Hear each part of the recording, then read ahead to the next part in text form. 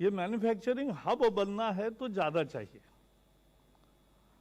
हमारे यहाँ आयात ज़्यादा होता है, निर्यात कम होती है। आज तक निर्यात और उत्पादन बढ़ाने के लिए बहुत सारे प्रयास किए गए, लेकिन उसमें ज़्यादा सफलता नहीं मिली। आज मोदी सरकार ने यह फैसला किया कि 10 उत्पादन के प्रमुख क्षेत्रों में उत्पादन आधारित प्रोत्साहन राशि यानी प्रोडक्शन लिंक्ड इंसेंटिव दिया जाएगा। और कितना? लगभग 2 लाख करोड़ का। ये उत्पादन भी बढ़ाएगा, निर्यात भी बढ़ाएगा और रोजगार भी बढ़ाएगा। आत्मनिर्भर भारत को साकार करने की दृष्टि से यह निर्णय महत्व का होगा। एक मोबाइल और मेडिकल डिवाइसेस के बारे में पहले ही घोषणा हो चुकी,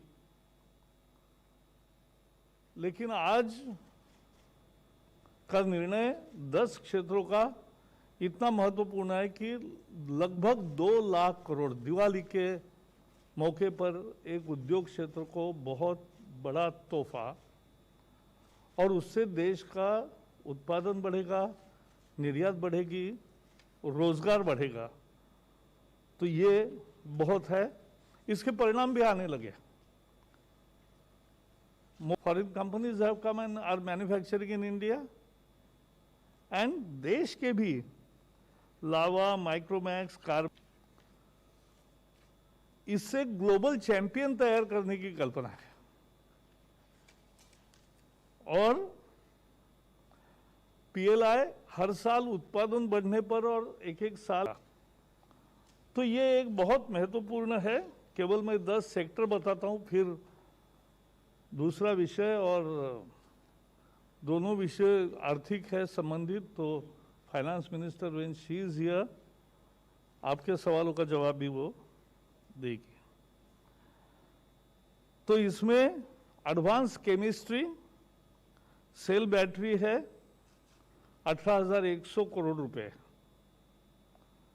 ये एस्टिमेटेड एक्सपेंडिचर ऑन पीएलआई है, जो प्रोडक्टिविटी लिंक बोनस मिलेगा 4%, 5%, 6%। तो ये डायरेक्ट उत्पादन के बाद ही मिलेगा, निवेश के बाद मिलेगा।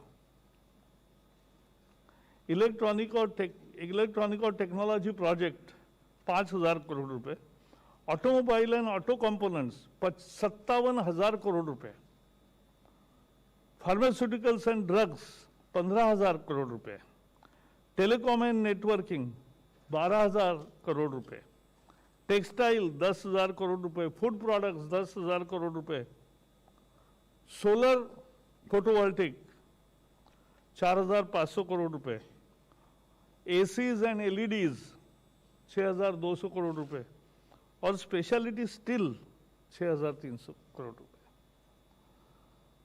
कहने का मतलब है कि देश में उत्पादन बढ़े, भारत उत्पादन का हब बने, यहां से निर्यात बढ़े, क्योंकि देश की मांग जितनी है वो तो उत्पादन होता, लेकिन उससे ज्यादा उत्पादन होगा तो बाहर जाएगा, और सभी प्रकार के उत्पादन बढ़ेंगे तो निर्यात भी कम होती है, आयात कम होती है, और उसके साथ साथ रोजगार बढ़ता है। तो ये समाज के सभी वर्गों के और सभी क्षेत्रों के फायदे का एक बहुत ऐतिहासिक फैसला आज मोदी सरकार ने लिया है। दूसरा जो निर्णय है वो है पब्लिक प्राइवेट पार्टनरशिप। आज तक जो फिजिकल इंफ्रास्ट्रक्चर्स है उसको वायबिलिटी गैप फंडिंग मिलता था, अब सोशल सेक्टर में भी मिलेगा। तो उसके बारे में निर्मला जी बताएगी, और फिर आपके सवालों का स्वागत है। धन्यवाद sir. Ma'am. Thank you, Prakash ji. As was correctly mentioned by Prakash Javadekar ji, Today, the Cabinet has taken two very important decisions, both of which, if you ask me, at a time like this, is going to give the right impetus for the economy, because we are looking at one, Atmanirbharta, two, making sure that India will be a part of the global value chain, and three, ensuring that critical sunrise sectors get the necessary support from the government so that we are able to build an India which is strong enough to service its own domestic market, but also making sure that we are able to link up with the global value chains. So the decision scheme, like the one which was earlier announced, and it's already gone to a good start. You know that the PLI scheme which was announced had already addressed the good need which was prevailing of the telephone manufacturers, mobile phone manufacturers, and so on. Therefore, keeping in mind, essentially to make sure that job creation happens, the selection of sectors have been determined on that basis. Job creation, sunrise sectors, looking at the GVC, getting India to link into the global value chain, and above all, the larger umbrella principle that we have to have self-reliant India. So it also partly answers the question which is frequently asked, does Atmanirbharta mean inward-looking policy? Not at all. We are yet again proving that the policy that we are taking up, even in the PLI, the productivity-linked incentive through which we want manufacturers to come into India, is clearly to say we want to build on our strength, but yet link with the global value chains. So India should become a manufacturing hub, has always been the call of our Honorable Prime Minister.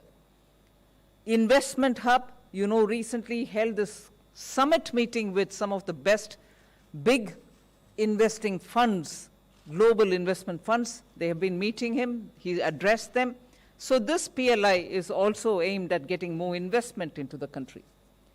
And the government is giving the financial support so that these financial incentives will make it attractive to produce in India, and selection of sectors have been based on that.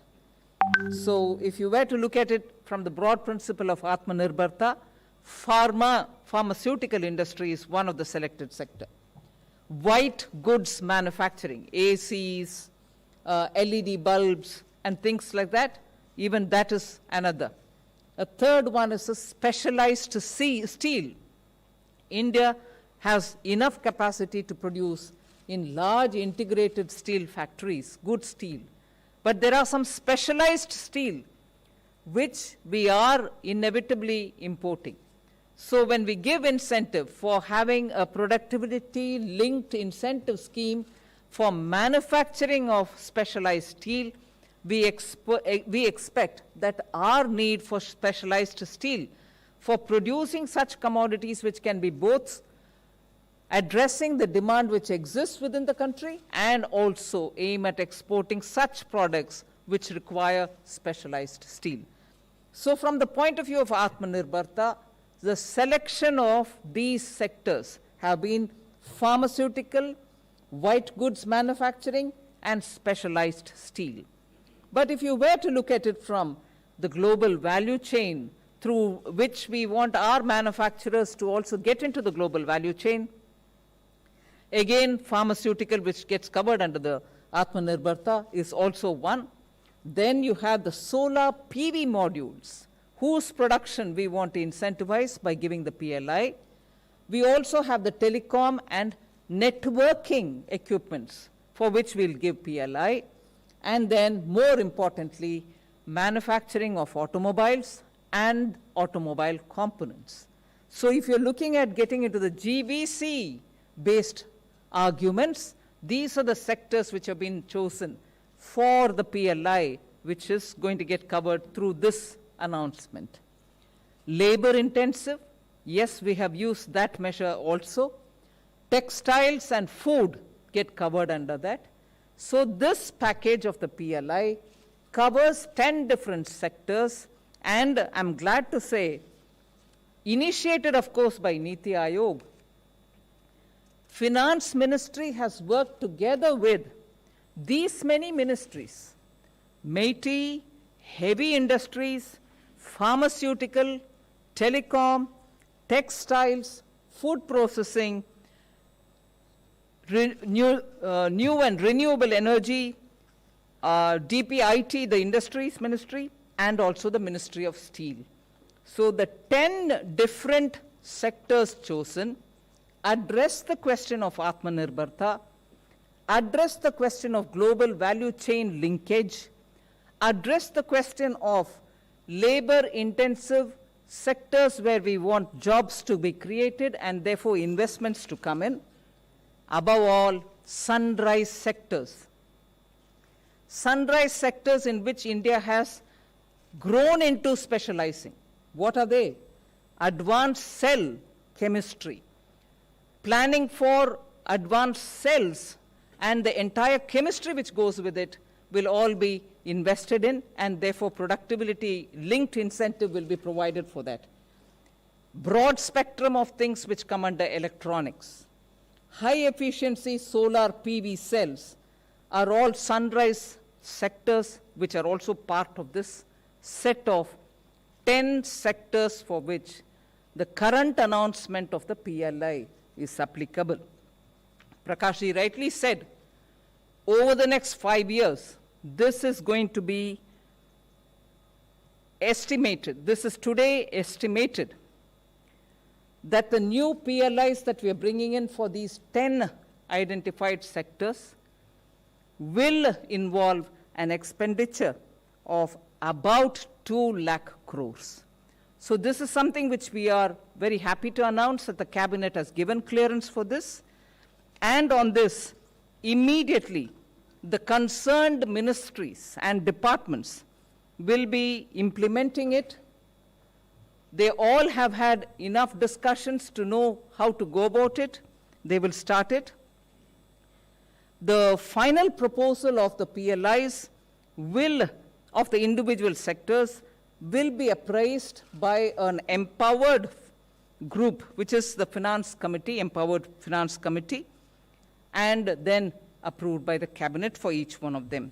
So this is something which I think will immediately give an impetus for greater investment and also strengthening these sectors. So that's about the PLI. The other is one continuation of a scheme which exists, but also revamping it to an extent that the financial support which has been extended all these years from 2006 of viability gap funding, or providing a viability gap fund for economic infrastructure, will now be extended even for social infrastructure. From 2006, that this scheme which exists of the viability gap funding, where 20% of the total project cost was given as the viability gap fund by the central government, 20% of the total project cost which was given had continued from 2006. We shall continue that. Till now, about 34,000 crores of rupees have been the total value of the projects which were brought under the scheme, of which the viability gap fund which was provided by the center is about 5,500 crores. We shall continue that scheme for the economic infrastructure. But what is now being offered is under 2 different schemes, viability gap funding for social infrastructure. What are they?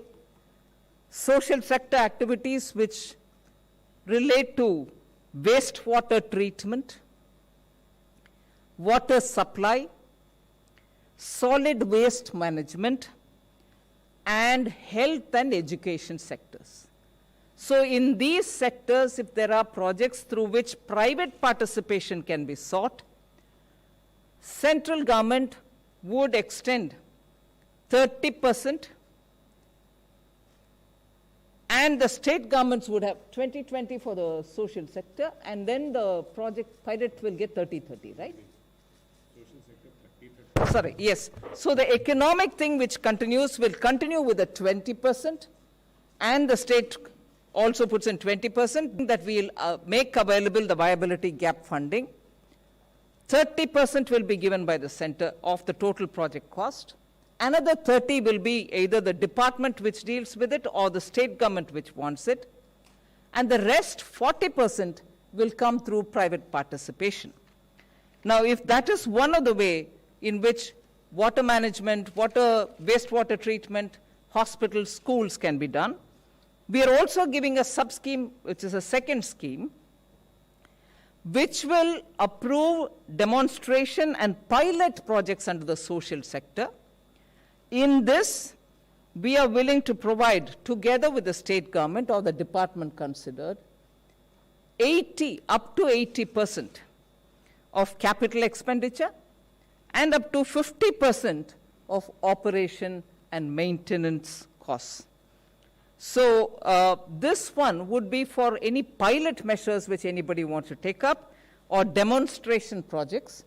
That will be treated slightly more favorably, but even in this case, it will be more private participation.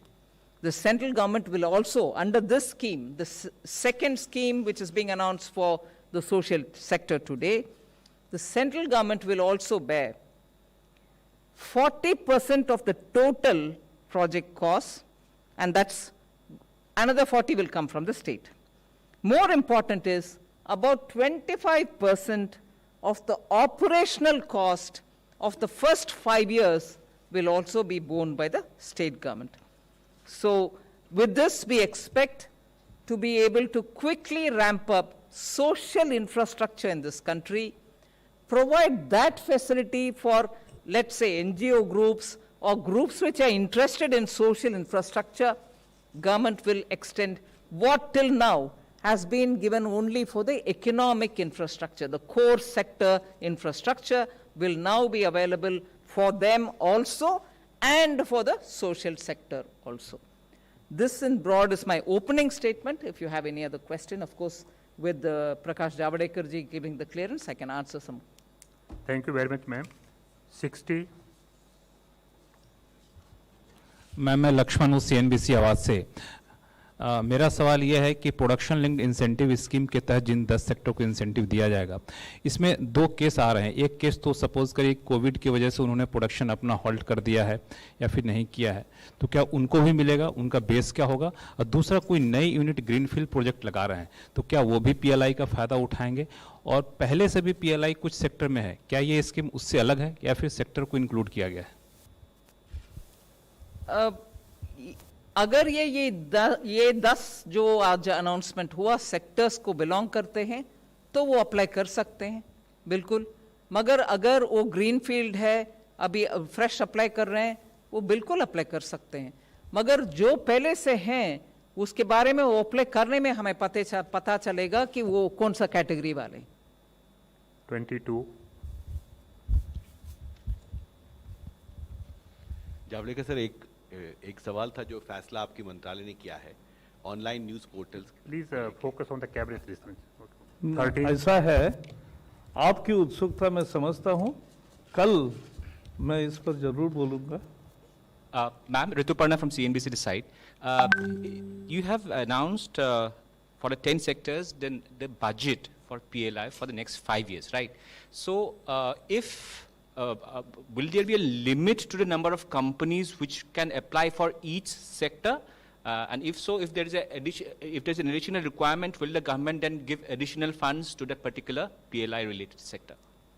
At the moment, we've not capped the number of companies which have to apply.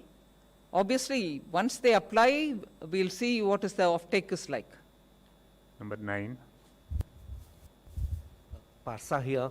I just wanted to know, in this production-linked incentives, are there any quantifiable for each sector or for each company? Does it increase or decrease over the years? Are there any what?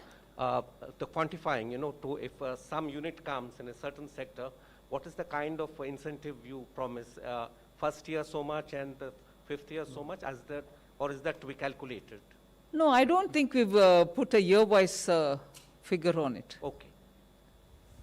Friends, if there is no more question, I would like to thank the ministers. Thank you very much. Thank you.